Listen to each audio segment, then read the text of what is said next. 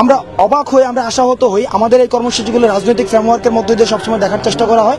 আমি মনে করি সেটি হচ্ছে আমাদের মনোযোগ অন্যদিকে ডাইভার্ট করার জন্য কাজগুলো করা হয়। প্রশাসনের পক্ষ থেকে এই বিষয়টাকে অ্যাড্রেস করা হোক এবং সরাসরি অ্যাড্রেস করা হোক ফর্মালভাবে, তাহলে আমরা যে কোনো সময় আলোচনার জন্য, কারণ আমরা বিশ্বাস করি সলিউশন ডিসকাশনের মাধ্যমেই সম্ভব। সলিউশন কখনো সাপ্রেশনের মধ্য দিয়ে হয় না, সলিউশন কখনো ভয়ের মধ্য দিয়ে হয় না, সলিউশন কখনো মামলা হামলার মধ্য দিয়ে হয় না। সলিউশনের উত্তম যে উপায় সেটি হচ্ছে ডিসকাশন। আচ্ছা, এখন পর্যন্ত যে কোটি মোট করে পেরিয়ে আপনি হাইকোর্টের সামনে আসেন, এখন পর্যন্ত কোনো পুলিশের বাধার মুখেও পড়েননি।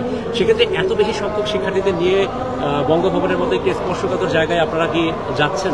দেখুন, আমাদেরকে আসলে আমাদের যেহেতু বঙ্গভবন সবার জন্য উন্মুক্ত, সবার জন্য, এটা হচ্ছে আমাদের আস্থার জায়গা।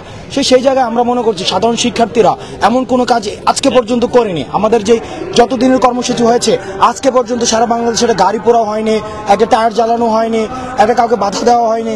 শিক্ষার্থীদের আন্দোলন, শিক্ষার্থীদের সংগ্রাম, শিক্ষার্থীদের দাবি দেওয়া সবসময় শান্তিপূর্ণ ছিল। কিন্তু আমরা অবাক হই, আমরা আশাহত হই। আমাদের এই কর্মসূচিগুলো রাজনৈতিক ফ্রেমওয়ার্কের মধ্যে দিয়ে সবসময় দেখার চেষ্টা করা হয়।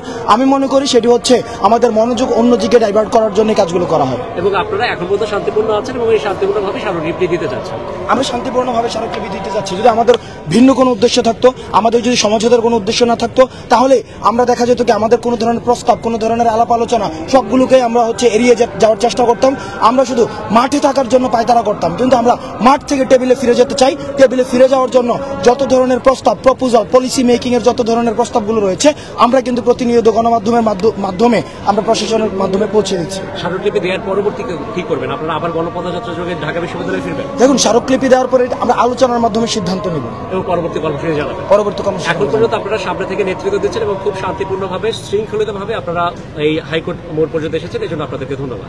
আপনাদেরকেও ধন্যবাদ। গণমাধ্যমে সবাই যারা রয়েছেন তাদেরকেও ধন্যবাদ, কারণ আপনারা অবাধ তথ্য সরবরাহের মাধ্যমে আমাদের যে দাবিগুলো তারা আপনারা পৌঁছে দিয়ে যাচ্ছেন নিরলসভাবে। আপনাদের পেশাদারিত্বের আমরা সবসময় প্রশংসা করি। অনেক ধন্যবাদ। আমরা ঠিক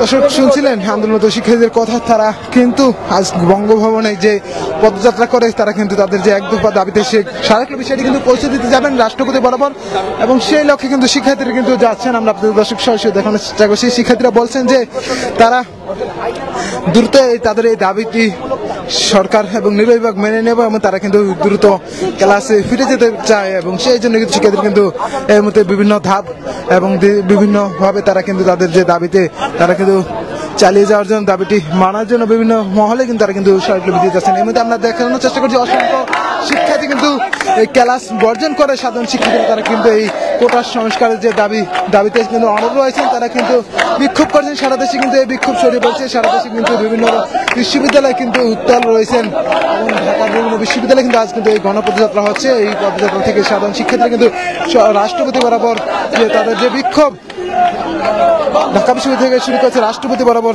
তারা কিন্তু একটি স্মারকলিপি দেবেন, এবং সারা দেশে কিন্তু জেলা প্রশাসক বরাবর সেই স্মারকলিপি দেয়। সেই জেলা প্রশাসক সেই তাদের এই স্মারকলিপিটি রাষ্ট্রপতির কাছে যেন পৌঁছে দেন, এবং সেই দাবিতে সাধারণ শিক্ষার্থী কিন্তু বিক্ষোভ করছেন সারা দেশে। এই মুহূর্তে আমরা দেখতে পাচ্ছি ঢাকা বিশ্ববিদ্যালয়ের শিক্ষার্থীরা তারা কিন্তু যাচ্ছেন রাষ্ট্রপতি বরাবর বঙ্গভবন অভিমুখে। সাধারণ শিক্ষার্থীদের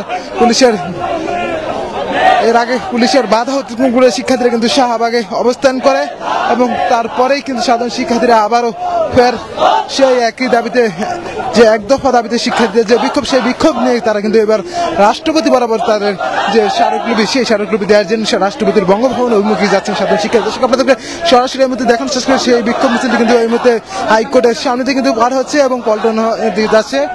আপনাদের সরাসরি দেখানো শেষ করলাম। যারা দেখছেন লাইভটি জানতে পারেন আপনাদের মতামত, এবং আপনারা যারা দেখছেন লাইভটির সঙ্গে থাকবেন। আমাদের আবার কিছুক্ষণ পর আপনাদের সঙ্গে লাইভে ফিরবে, সে পর্যন্ত আমাদের লাইভটি শেয়ার করে অনেকে দেখা সুযোগ দেবেন এবং বার্তাবাজারের সঙ্গে থাকবেন।